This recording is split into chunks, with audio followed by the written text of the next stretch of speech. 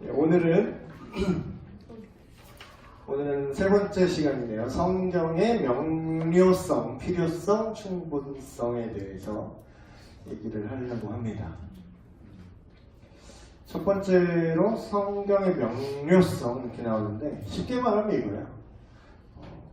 성경이 그러면 뭔가 이렇게 전문적으로 봐야 되는 건가, 성경 학자들이나 이런 사람들만 이해할 수 있는 거냐. 제가 지난 시간에 막 성경에는 해석이 필요하다 그러게 반대로 비꼬는 사람 얘기 제가 예를 들었었죠. 그러면 다들 학자들만 이해하고 일반 사람들은 다 알 수도 없겠네요. 그런 식으로 이제 얘기를 하시는 분도 있다라고 제가 예를 들었었는데, 그 반대되는 얘기가 정확하게 이제 오늘 다룰 얘기죠. 성경 스스로가 성경이 누구나, 그러니까 아무나 깨달을 수는 없지만 그게 또한 제한되어 있다라고는 얘기하지 않아요. 그러니까 이런 거죠. 쉽게 얘기하면 누구에게나 열려 있으나 아무나 내지는 모두가 다 똑같은 정도로 이해하는 건 아니다라는 거예요. 그래서 성경 스스로가 문턱을 높여놨는가? 그건 아니다라는 건데, 성경 구절을 몇 개 제가 적어놨죠? 여호와의 율법은 완전하여 영혼을 소성시키며 여호와의 증거는 확실하여 우둔한 자를 지혜롭게 하며, 시편 말씀이고, 또 신명기 말씀 제가 잠깐 읽어드릴게요. 오늘 내가 너에게 명하는 이 말씀을, 성경이죠, 이 말씀이라 함은, 이 말씀을 너는 마음에 새기고 너의 자녀에게 부지런히 가르치며 집에 앉았을 때든지 길을 갈 때든지 누워있을 때든지 일어날 때든지 이 말씀을 강론할 것이며. 이렇게 보면은 성경 스스로가 어떻게 얘기하냐면, 이 구절로 봤을 때 우리는 뭘 이해할 수 있냐면요, 모든 사람이 그러니까 특별한 사람이 아니라 모든 사람, 네 자녀에게 가르치라는 건 결국 뭐예요? 목사 자녀에게만 가르치며 이런 게 아니라니까. 그러니까 모든 사람, 그러니까 특별한 사람뿐만 아니라 모든 사람이 하나님의 말씀을 충분히 이해할 수 있고, 그렇기 때문에 자신의 자녀에게 부지런히 가르칠 정도가 되어야 한다고 명령을 하는 거죠. 그러니까 전문적인 영역이 있으나 전문가만 성경을 이해할 수 있느냐? 그건 아니라는 거예요. 성경을 이해하기 위해서는 물론 지식도 필요하지만, 지식보다는, 그러니까 보통 이제 좀 어려운 얘기 막 했잖아요. 저번주에 좀 어려운 얘기 하니까 뭔가 내가 지적 수익이 따라서 안 될 것 같아, 그렇게 생각하실 수도 있는데, 지식보다는요, 사실 성경 자체의 내용은 도덕적 능력이나 영적인 능력이 필요해요. 이게 무슨 뜻이냐? 성경 구절에서 이렇게 기록을 하고 있죠. 고린도전서 2장 14절 말씀. 오타가 많네요. 제가 오타가 좀 있어요. 육에 속한입니다. 육에 속한 사람은 하나님의 성령의 일들을 받지 아니하나니 이는 그것들이 그에게는 어리석게 보이며 또 그는 그것들을 알 수도 없나니 그러한 일은 영적으로 분별되기 때문이라, 이렇게 얘기했어요. 이걸 두 가지로 제가 압축해서 말씀드리면, 첫 번째는 너무나 당연한 거죠. 믿는 성도가 성경을 이해할 수 있습니다. 이게 논리적으로 설명하기 좀 애매한 부분인데, 이거는 안 믿는 사람은 이해를 못해요, 이 말을. 근데 믿는 사람은 이 말을 이해할 수 있어요. 그러니까 이게 어떤 느낌이냐면, 안 해본 사람은 그 상상도 못하는데, 예를 들어서 군대를 갔다 온 사람은 그 군대 안에 쓰는 뉘앙스 어떤 말이 있잖아요. 빠졌네 이러면 이 말이 무슨 뜻인지 이제 그러니까 이해가 되는 거죠. 그럼 믿음도 약간 그런 차원이 있는 것 같은데, 그런 말이 있어요. 물론 처음에는 알아야 믿을 수 있어요. 아예 뭘 믿어야 되는지도 모르면은, 그러니까 최소한의 정보가 필요해요. 처음에는 알아야 믿을 수 있거든요. 근데 나중에 믿어지면요, 믿어야 알 수 있게 되는 내용이 나와요. 그러니까 믿지 않으면 알 수 없는 내용이 생겨요.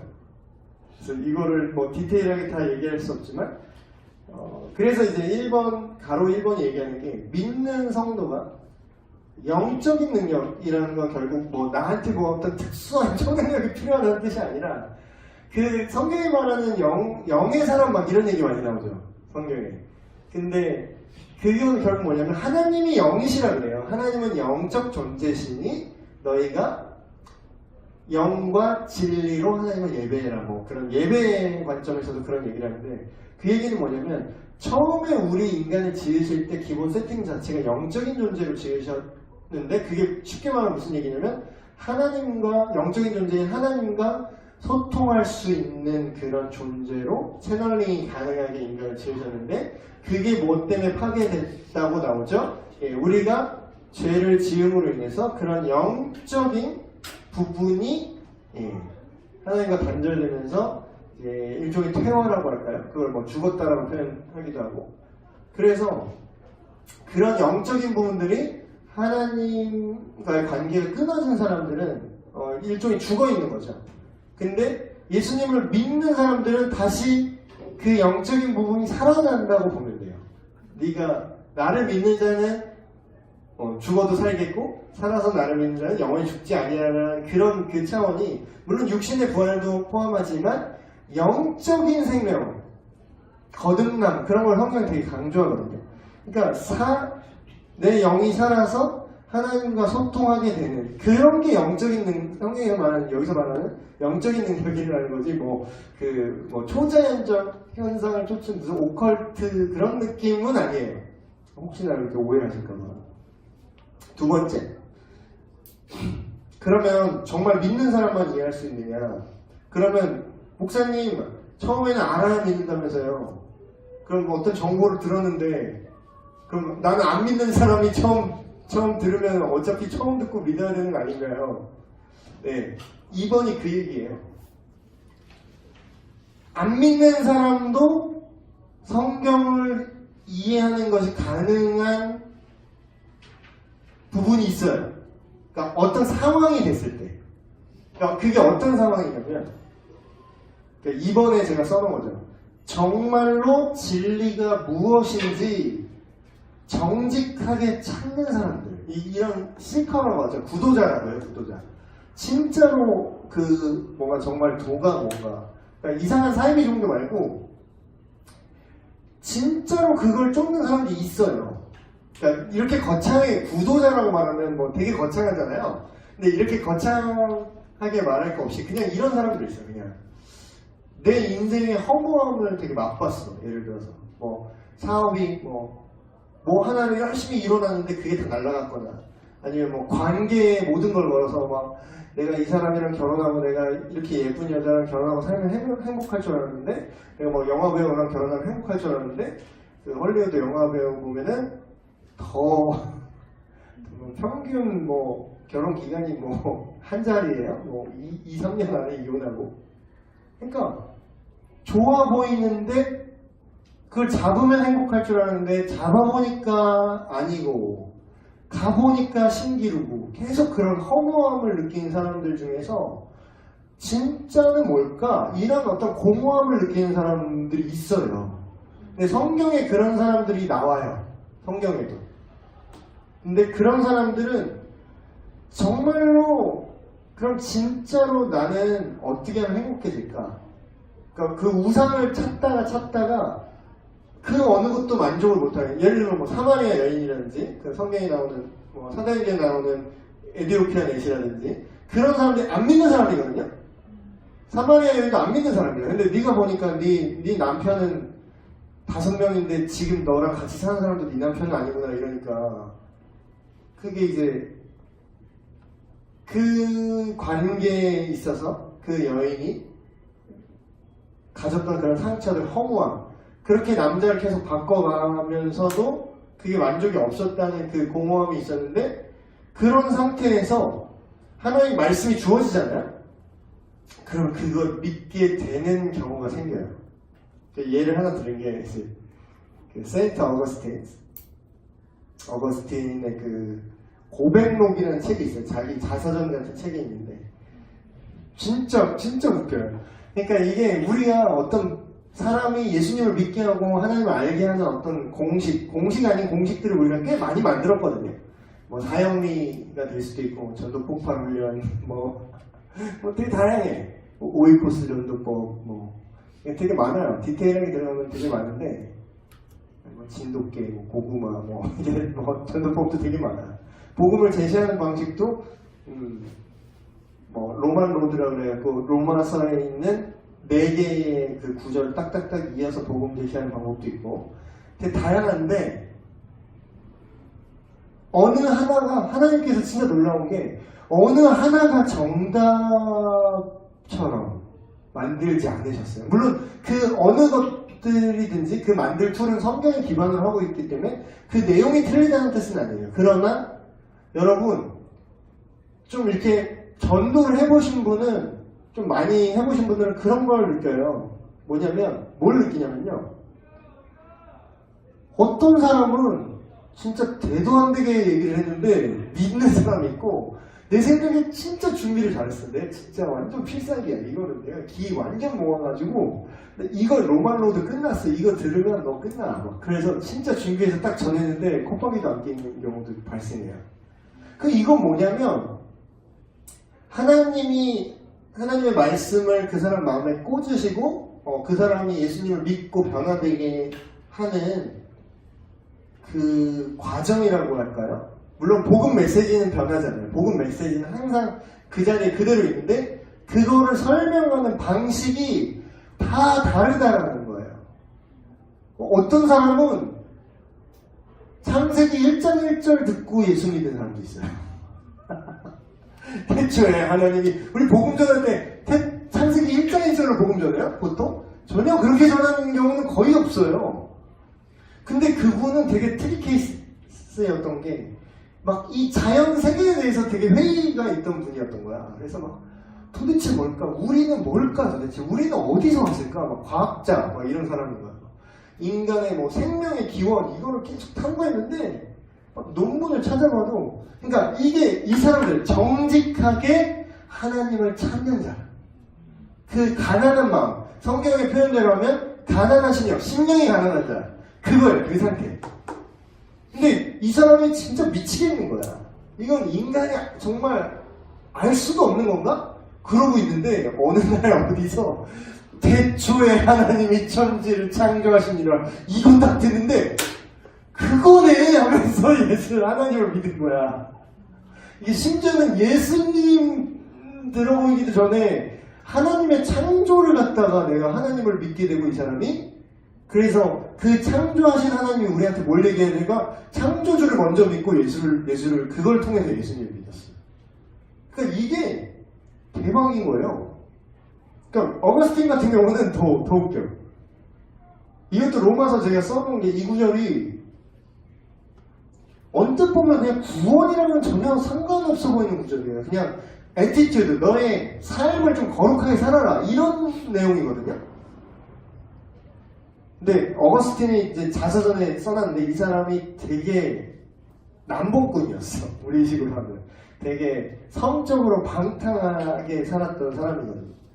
근데 이게 동일한 상태였던 거야. 내가 예수를 안 믿는데 내가 성경 말씀을 믿지도 않지. 하나님 안 믿으니까 믿지도 않는데 분명히 나는 지금 비신자 상태인데 내가 막 이 여자 저 여자 만나고 막 성을 사고 그렇게 물란하게 하고 그때는 쾌락을 주고 그때는 기쁨이 있고 잠깐 즐겁지만 너무 허무한 거야. 인생이 너무 허무한 거야. 그래서 어느 날도 이제 고주망태 돼가지고 전날 또 뭐 여기저기서 자고 그래서 뭐 술에 쩔어가지고 이제 아침에 술 취해서 또 술 취오잖아요. 여러분 경험이 없으시나? 옛날에 그리고 막 숙취 이렇게 오잖아요. 아침에 딱 일어났는데 그 책을 펴라 이런 생각이 들더래요. 근데 성경이 있었는데 그걸 딱 폈는데 여러분 그렇다고 또 이거는 또 이게 공식처럼 쓰면 안 돼. 이건 공식이 아니야. 그러니까 사람마다 다 다르다는 거야. 딱 폈는데 로마서 13장 12, 14 딱 나온 읽었어. 밤이 깊고 낮이 가까웠으니 그러면 우리가 어둠의 일을 먹고 빛의 나무 쓸자 낮에와 같이 여기에 딱 꽂혔대요. 낮에와 같이 단정히 행하고 방탕함과 술 취하지 말며 음란과 호색하지 말고 쟁투와 시기하지 말고 오직 주 예수 그리스도로 옷 입고 정욕을 위해 육신의 일을 도모하지 말라. 이게 빡 꽂힌 거야. 이거 보고 이 성경 보고 예수 믿었어요. 이거 보고 회심한 거야. 그러니까 이 사람은 왜냐면 딱 여기 써 있는 대로 자기가 살았던 거지. 정확히 내가 어젯밤에 했던 일이 여기 써 있는 거야. 정확히 어젯밤까지 내가 했던 일. 근데 그게 나에게 만족을 줄 수 없었거든.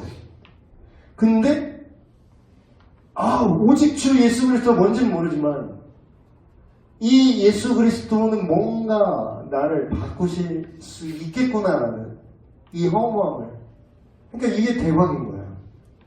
그래서 어떤 진리를 설명하거나 복음을 전할 때 공식화하지 마세요. 제발. 그러니까 그 툴을 내가 하나는 배우는 건 괜찮아. 원래 처음에 막 격투기 같은 거 처음에 배울 때, 뭐 무술 같은 거 처음에 배울 때 딱 형식을 배워요. 처음에 정권을 찌를 때는 말이야. 이 손을 이렇게 말아서 쥔 다음에 이렇게 하는 거야. 뭐 로우킥을 할 때 이렇게 하는 거야. 이렇게 하는 거야. 그걸 배워요. 그대로 배워요. 근데 실전에서 그렇게 되냐고. 그러니까 배울 때는 그걸 열심히 배우지만 실전에서는 더 다양하게 쓰는 거예요. 근데 우리가 예를 들어서 사형리가 최고야. 아니면 영접기도문이 최고야. 영접기도문 다 따라하세요. 나는 죄인입니다. 나는 영혼 없이 따라와. 뭐 그러면 영접기도문 무슨 그러니까 구원이 그렇게 패스트푸드 찍어내듯이 절대로 안 된다는 거예요. 근데 실제로 이루어지는 그 구원의 역사 속에서 정말로 진리가 무엇인지 가난한 심령이 된 사람들은 그 사람이 믿는 자가 아님에도 불구하고 하나님의 말씀을 들었을 때 내지 읽었을 때 이해할 수 있다는 거예요. 그 말이 무슨 뜻인지. 결국 성경의 명료성이라는 건 무슨 뜻이냐? 하나님의 도움을 갈구하고 하나님을 기쁨으로 따르길 원하는 모든 사람이 이해할 수 있는 가르침으로 기록이 되었다. 막 진짜 저 멀리 위에 있는 것이 아니다. 그런 내용이죠. 근데 막 오해하는 사람들이 많이 있죠? 근데 성경을 오해하는 게 뭐 특별한 일은 아닙니다. 심지어는 구약시대나 예수님의 제자, 신약시대 때 예수님의 제자들조차도 예수님이 하는 풀어주신 성경 말씀을 잘 이해를 못했어요. 그러니까 우리가 막 이해가 안 된다고 그러면 나는 지금 뭔가 무신자보다 못한 믿음인가 혹시 이렇게 생각하실까봐. 그러니까 예를 들면 이런 거죠. 구약시대 이스라엘과 이방인의 관계를 똑바로 이해하지 못했어요. 그래서 선맹사상을 여전히 갖고 있어요. 이방은 더럽고 나는 이스라엘이야. 하나님은 이스라엘만의 하나님이야. 근데 국가로서의 이스라엘, 종족으로서의 이스라엘만. 그러니까 이거는 뭐 인종주의 비슷한 느낌으로 이해를 한 거야. 그러니까 잘못 이해한 거죠. 하나님의 뜻을. 근데 그거를 예수님이 복음으로 풀어주셨는데 이제는 너희 민족만 혈통의 구원이 있는 게 아니라 아브라함의 자손들만 구원받는 게 아니라 그걸 정확히 써있죠. 우리 PSP 교육 받으신 분들 나오죠. 정확히 아브라함의 후손이 복을 받는 게 아니라 너의 후손으로 말미암아 모든 족속이 복을 얻을 것이다 얘기예요. 그럼 복을 받는 거는 혈통적인 아브라함 후손들, 지금 이스라엘 사람들만 복을 받는 거예요? 그들만 구원받는 거예요? 아니면 모든 민족이 구원받을 길을 여셨다는 거예요. 구약에 써있다니까 그 말이. 구약에 써있는데 그걸 이해를 못한 거예요. 그러면 이런 오해하는 경우가 생기는데 성경 해석하기라는 게 그래서 있죠. 성경 해석하기란 뭐냐? 해석에 대한 오타 죄송합니다. 올바름이에요. 제가 빨리 치느라고 정신이 없어요. 해석에 대한 올바른 방법론을 연구함. 그리고 어떤 이런 올바른 해석 원리를 가지고 실제 성경 본문을 해석하고 설명하는 작업을 뭐라 그러냐? 주해라고 합니다. 주해한다. 성경을 주해한다. 성경을 이해할 만한 책이라는 거예요. 명료성은. 그러나 모든 사람이 다 똑같은 정도로 이해하는 거예요. 어떤 사람은 뭐 80% 이해하고 어떤 사람은 50% 이해하고 심지어는 여러분이 성경을 몇 살 때 똑같은 본문인데 여러분이 몇 살 때 읽느냐에 따라서 그게 또 이해가 달라져요. 예를 들어 전에 저 스바냐 본문, 이번 주 제 설교 본문인데 스바냐 본문 중에 그런 게 있어요. 너의 하나님 여호와가 너의 가운데 계시니 그는 너를 구하실 전능자인데 그가 너로 인하여 기쁨을 이기지 못하고 잠잠히 너희를 사랑하신다. 그 말을 처음에 읽었을 때는 하나님 우리 사랑한다 보다 막 진짜 한 20% 이해한 것 같아요. 그냥 한 20% 정도? 근데 제가 결혼을 하고 애를 낳으니까 그 말이 뭔지 더 그 이해 정도가 또 바뀌어요. 내가 우리 딸을, 우리 자녀를 볼 때에 걔가 뭘 해서 예쁜 게 아니야. 그냥 막 와갖고 막 강아지 마냥 와갖고 막 행 이러고 있는데 그냥 내가 너로 인하여 기쁨을 내가 어쩔 줄 모르고 기쁨을 이기지 못한다는 게 이런 뜻이구나. 기쁨을 이제 오히려 더 크면 그 기쁨이 없어질 수 있는데 다 키워보내면 또 기쁨이 없어질 수도 있지만 이런 식으로 모두가 다 똑같이 이해하는 건 아니죠. 그러다 보니까 교회 역사를 통틀어서 성경 해석의 불일치가 있어요. 근데 이제 그게 핵심적인 게 불일치하면은 제가 여기 두꺼운 글씨도 써놨죠. 비본질적인 영역에서 불일치하면은 교파가 다른 정도가 됩니다. 뭐 장로교, 뭐 감리교, 뭐 성공회 뭐 이런 정도 차이. 근데 본질적인 영역, 예를 들면 예수님이 그리스도다. 예수님만이 구원자시다. 예수님이 십자가에서 죽으시고 부활하셨다. 예수님은 다시 재림할 것이다. 막 이런 정말 핵심적인 영역에서 불일치하잖아요, 해석이. 그러면 그들은 이단이 됩니다. 그래서 어떤 사람이 이렇게 천주교는 그냥 단일된 교리를 갖고 있는데 왜 니네 개신교는 이렇게 분열이 많냐. 싸우면 무조건 나쁜 거야. 그들에게는.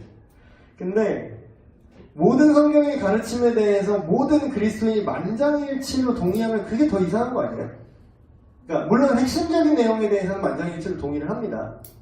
그러나 비본질적인 영역들, 예를 들어서 뒤에 다시 자세하게 얘기하겠지만 비본질적인 영역이 뭐냐면요. 설교 시간에 옷을 어떻게 입을 건가? 타이를 메고 정장을 할 건가? 아니면 대량 한복을 입을 건가? 아니면 가운을 입고 스토를 두를 건가? 수련회를 갔는데 설교를 하는데 양말을 신을 건가? 벗을 건가? 저 양말 벗고 설교하다가 뭐 학생이 나한테 뭐라고 하더라고. 학생이. 그래서 내가 그런 거에 대해서 비본질적인 영역이 뭔지에 대해서 제가 설명을 해줬어요. 그러면 뭐 태국에 갔더니 박선진 선교사님은 설교하실 때 맨발로 하시더라고. 그러면 뭐 거룩하지 못한 건가요? 그러니까 그거는 맥락에 따라 다르게 봐야 되는 거지. 그 자체가 성경에는 설교할 때 거룩하게 양말을 신으라고 되어 있습니다. 발가락 양말 안 돼요.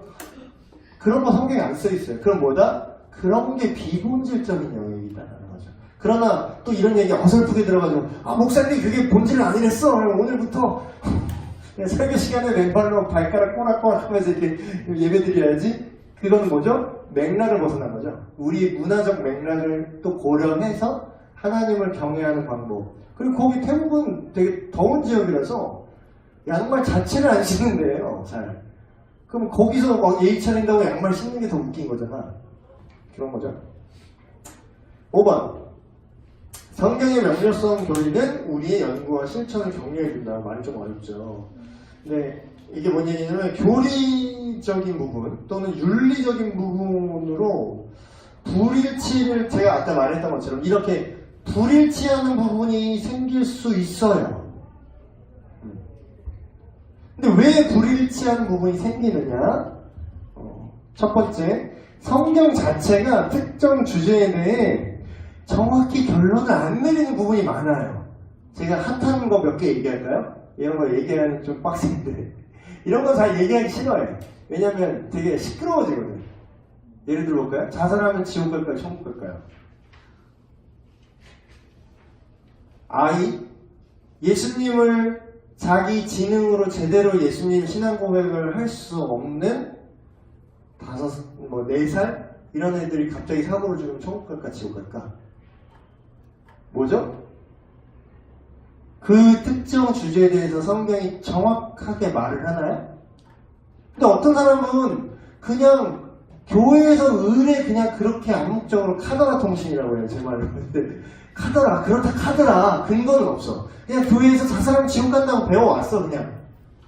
근데 정확하게 생각해보자고요. 저 누나랑 한바탕 싸웠어요, 최근에. 저희 누나는 딱 그 예전에 그 믿음이 그 결이 갖고 있어가지고 자살하면 무조건 지옥 가는 거야, 이 사람은. 근데 내가 나는 또 전공자잖아요. 그래서 정확하게 해야지. 아니, 할 건 정확하게 해야지. 그렇다고 내가 자살해도 된다는 뜻은 아니지만 그게 교리화되는 거잖아. 제가 첫 시간에 교리가 뭐라 그랬죠? 성경에서 핵심적인 내용들을 요약해서 그 교리 추출한 거잖아요. 그럼 교리는 우리의 삶의 거의 방향이잖아. 근데 교리가 아닌 거를 교리로 만들면 어떻게 돼요? 오늘부터 양말 설교할 때 양말을 무조건 신는 게 교리다. 이거 안 신으면 하나님 말씀 어긴 거야. 이게 교리가 되는 거야. 그렇다고 제가 여름 수련회 때 굳이 멤버를 하고 싶어서 이런 얘기를 하는 건 아닙니다. 근데 저도 우리 교회에서 되게 깜짝 놀라고 했어요. 비본지를. 아니, 우리 교회는 예배 때 모자를 쓰시더라고. 그래서 저 옛날에 이제 어릴 때부터 자랐던 교회는 모자 쓰잖아요? 뒤통수가 날아가서 어딜 예배 때 지금 하나님 앞에서 어딜 모자를 쓰고 있냐고. 근데 그거는 성경에도 맞아. 누구는 쓰라고 그러고 여자는 쓰라고 그러고 남자는 벗으라고 그래요. 그러니까 근데 그게 본질적인 내용이 아니라는 거야. 그러면 특정 주제에 대해서 성경이 말하지 않는데 왜 무슨 근거로 자살하면 지옥 간다고 말하냐고. 성경은 자살하면 지옥 간다고 말하는 게 아니라요. 예수 그리스도를 믿지 않으면 지옥 간다고 말해요. 근데 이제 보통 이제 사람들이 인과관계와 상관관계를 혼동해. 자, 인과관계는 뭐냐면요. 예수 그리스도를 믿지 않으면 지옥에 가. 이게 인과관계예요. 이렇게 하지 않으면 이렇게 돼. 이렇게 했기 때문에 예수 그리스도를 믿으면 천국에 가. 이렇게 했으면 이런 결과가 나타나. 이게 인과관계거든요. 근데 상관관계는 뭐냐? 비슷한데 달라요. 예수 그리스도를 믿는 사람은 자살할 확률이 낮아요. 이건 상관관계예요. 이해되세요? 오늘 또 신목사가 자살을 조장하네요. 저는 목회적으로는 그런 게 옳지 않다라고 계속 얘기를 하죠. 근데 저희 누나랑 막 싸우면서 자살하면 무조건 지옥 간다고 나는 믿어. 막 이래. 그건 당신 생각이고 성경이 그렇게 얘기를 하진 않아. 계속 얘기했어요. 그러면 또 반대로 그럼 너는 자살해도 천국 갈 수 있다는 거네? 아니, 누가 자살하면 천국 간대? 그러니까 계속 이제 흑백 논리밖에 없는 거야. 흑백 논리밖에 없는 건데. 그래서 그런 게 있어요. 말 나온 김에 이거 또 궁금해 하실까봐 얘기를 하면 사실 좀 많이 샜는데. 그 밝혀진 바로 왜냐면 그게 다 정서적인 걸로 알았잖아요, 자살이. 근데 그게 호르몬 이상도 가능해요. 우울증이 무슨 호르몬이 있는데 그게 덜 나오면은 되게 우울감이 확 올라가서 그건 약 먹으면 고쳐집니다. 근데 그게 병이 도진 거야. 그래서 우울감이 막 진짜 피크 쳐갖고 순간 자살했어. 근데 그 사람이 예수 믿는 성도일 수 있는 거예요. 그러면 되게 갔는데 막 신목사 딱 가서 장례해주세요 딱 갔는데요.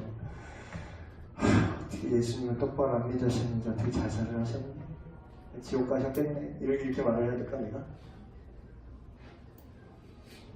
그렇다고 명백하게 예수님을 안 믿고 가신 게 명백한데 혹시라도 예수님께서 구원하셨습니다. 뭐 이렇게 하는 거는 그것도 교리에 없는 말이죠. 그러나 그러니까 여러분 비본질적인 거를 자꾸 본질로 넣으면 안 돼요. 그 반대는 더더욱 마찬가지. 본질을 빼도 안 되고요. 비본질을 본질에 넣어도 안 돼요. 그게 성경에 그 뒤에 나올 일이 다 해버려요. 그래서 이런 것들 때문에 불일치가 발생해. 그리고 두 번째 이유는, 불일치 발생의 두 번째 이유는 우리가 성경 해석을 부정확하게 할 수 있어요. 왜냐면 우리는 인간이거든. 우리는 성경은 오류가 없는데, 하나님의 말씀은 오류가 없는데 우리의 해석에 충분히 오류가 가능해요. 그렇다고 해서 막 여태까지 우리가 핵심적으로 믿어왔던 2000년의 기독교 정통 교리도 오류일 거야, 이거는 헛소리지만 우리의 해석에 완전하지 않다라는 것을 우리는 좀 인정할 필요가 있어요.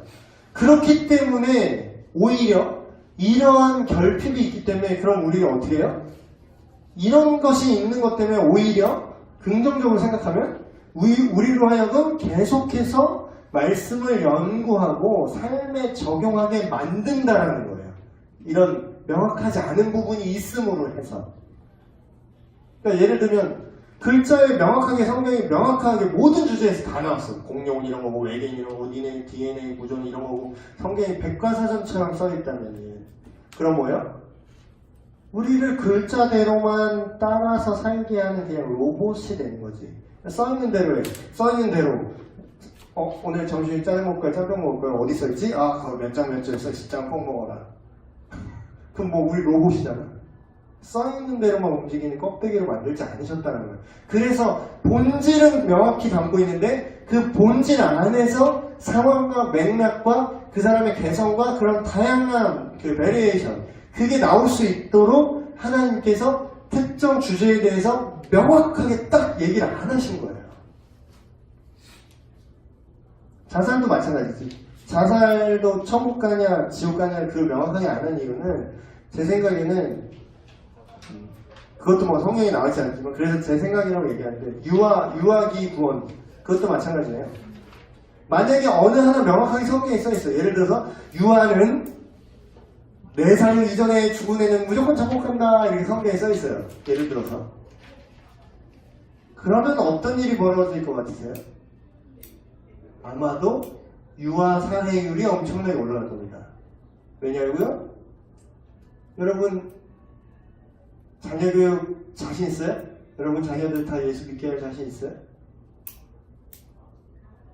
살다가 좀 힘들면, 얘 키우기 힘들어지면 어때요? 야, 죽이면 천국 같은데 얘나 먼저 보내버리자.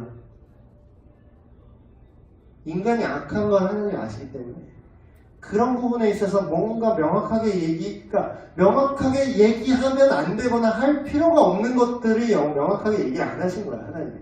어련히 명확하게 알아야 될 거는 다 써놓으셨어. 근데 우리가 그거를 굳이 알 필요 없는 것들, 그리고 오히려 그걸 명확하게 할 경우 인간이 악하기 때문에 엉뚱한 결과가 일어날 법한 것들은 하나님 감추신 것 같아요. 그런 거죠. 좋아요 목사님, 그러면 이제 이렇게 명료하고 우리가 이렇게 연구할 수 있군요. 근데 성경학자가 그런데 왜 필요하죠? 성경학자가 필요한 이유, 어느 정도 전문가가 필요한 이유. 첫 번째, 성경을 선명하게 가르칠 수 있어요. 예를 들어서 번역은, 누가 이런 말을 했어요. 참 이게 언어 유희인데, 번역은 반역이다, 이런 말을 했어요. 번역은 반역이다. 근데 이게 무슨 뜻이냐면, 예를 한번 들어볼게요. 우리나라의 시를 영어로 번역을 하면 그 뉘앙스가 얼마나 전달될 것 같으세요? 우리나라의 시를. 우리나라에 그 정이라는 개념이 있죠. 정. 따뜻한 정을 느꼈어. 이거를 영어로 번역하면 그게 얼마나 전달될 것 같으세요? 그 뜻이. 근데 영어도 마찬가지예요. 영어의 어떤 특정한 표현이 우리나라 말로 얼마나 제대로 번역될까요? 우리나라 색깔을 봤는데 누가 이렇게 표현한 거야. 우리나라 말로 되게 뜨뜻미지근하네. 뭐 이래 커피가 좀 뜨뜻미지근하고 색깔이 아주 노리까리하네. 그럼 이거 영어로 어떻게 번역할래요? 이게 전달돼요? 그러니까 저를 가르치셨던 물론 성서신학하신 교수님인데, 야, 니들이 번역 성경 보잖아. 지금 한글 번역이나 영어 번역 이렇게 보잖아. 그러면 니들 예를 들면 어떻게 보이는 거냐면 너는 흑백 TV를 보는 거야 지금. 근데 원어, 히브리어, 아람어, 헬라어로 성경 보잖아. 그럼 니네 컬러로 봐. 이게 컬러로 보여. 그러니까 그렇다고 해서 우리가 성경을 번역된 거를 본다고 해서 우리가 진짜 알아야 될 핵심적인 구원의 복음, 하나님께서 만인에게 알게 하신 그 진리를 깨닫지 못하는 건 아니에요. 그러나 더 깊이 있는 이해, 그리고 남한테 가르치려면 더 이상의 것을 알아야 돼요. 내가 레슨을 한다고 했을 때 내가 지금 가르치는 도레미파만 알고 있다고 해서 얘를 도레미파를 가르칠 수 있는 게 아니야. 더 많은 걸 내가 담고 있어야 그걸 가르칠 수가 있죠. 두 번째, 성경 가르침을 이해하기 위한 새로운 영역을 탐구하는 능력이 있어요. 그들에게는. 그렇다고 해서 새로운 영역을 탐구한다고 했는데, 그러면 내가 어떤 교리를 새로 만들어낸다, 기존의 그런 영역을, 교리를 파괴하고 다시 세우고 그런 게 아니라 새로운 삶의 방식이 있어요. 예를 들면 이런 거지. 그러니까 교리나 윤리적 관점에서 도전받는 것들이 생긴다니까요. 예를 들어 인공수정이라든가, 예배 드릴 때 전자악기를 써야 되나 말아야 되나. 그 성경에 안 써있거든요. 구체적으로 안 써있잖아. 예배 드릴 때 어떤 분은 막 그랬어요. 나는 예배 때 악기를 쓰면 하나님 안 받으시는 것 같다. 그래.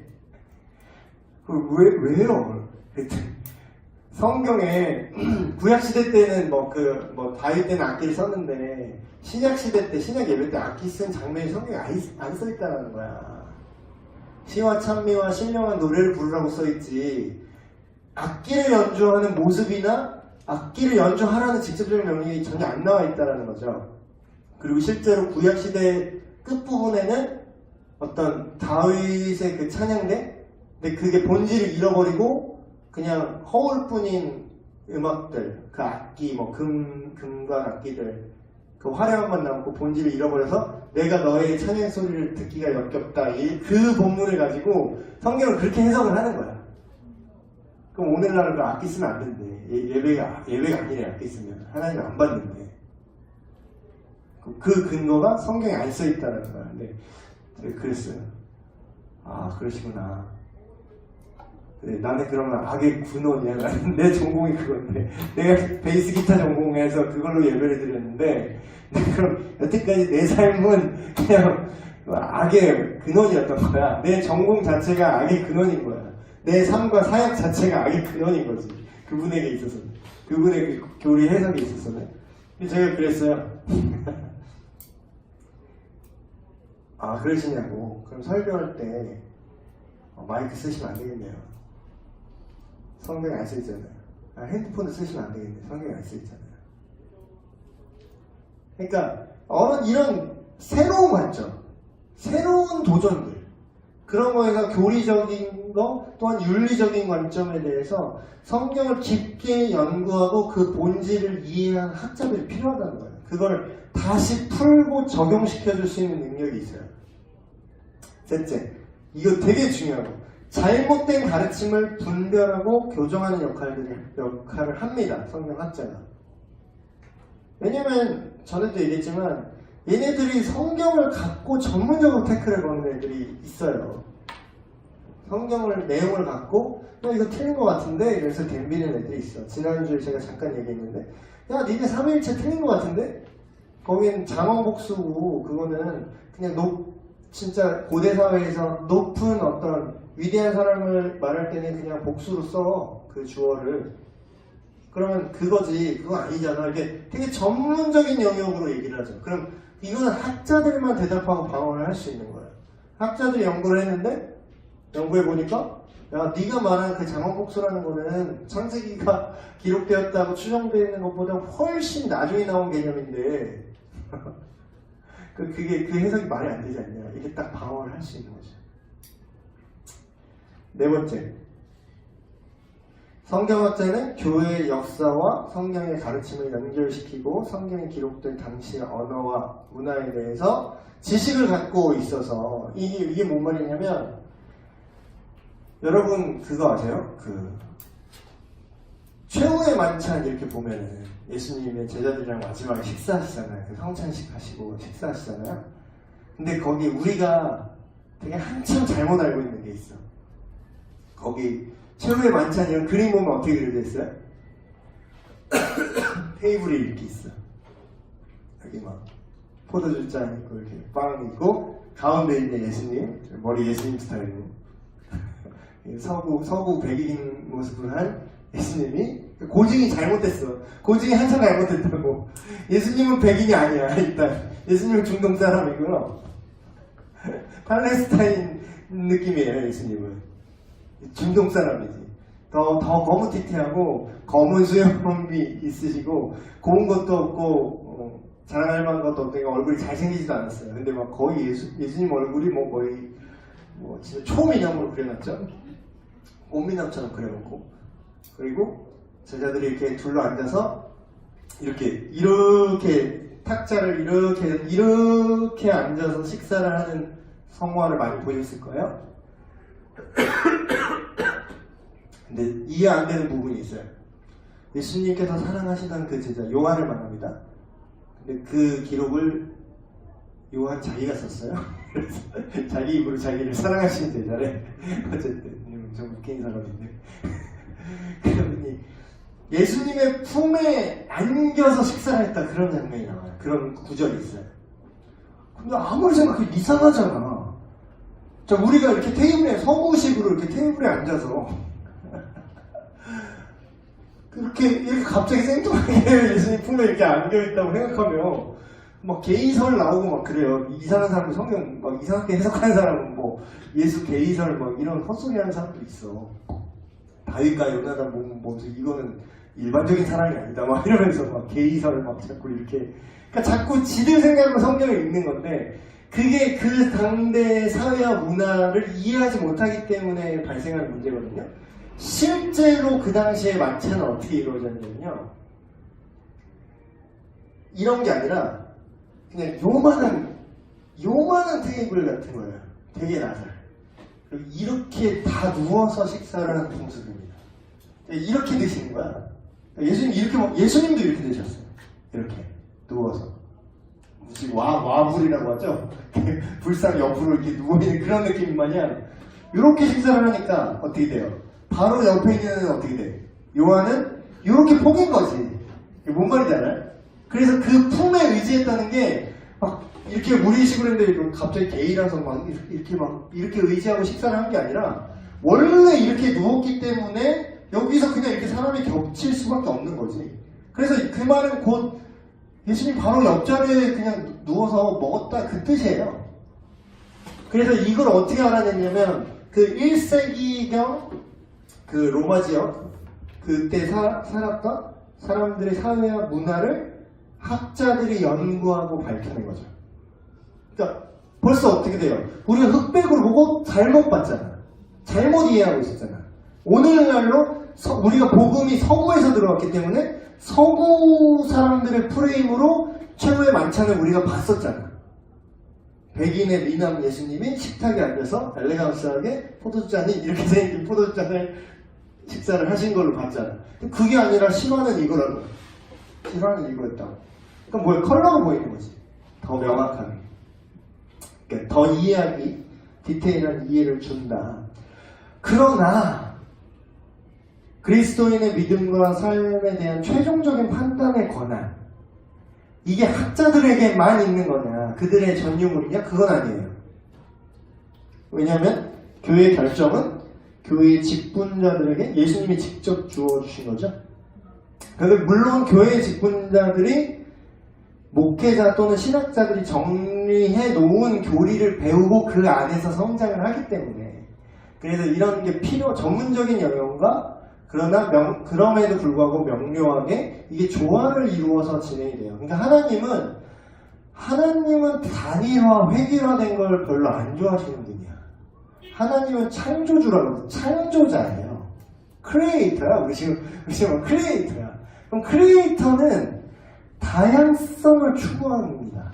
그러니까 하나님이 정말로 다양성을 좋아하세요. 그러니까 획일되는 걸 안 좋아해. 그래서 선교 우리 배울 때도 우리가 복음을 전해야지 우리의 문화를 전하는 게 아니에요.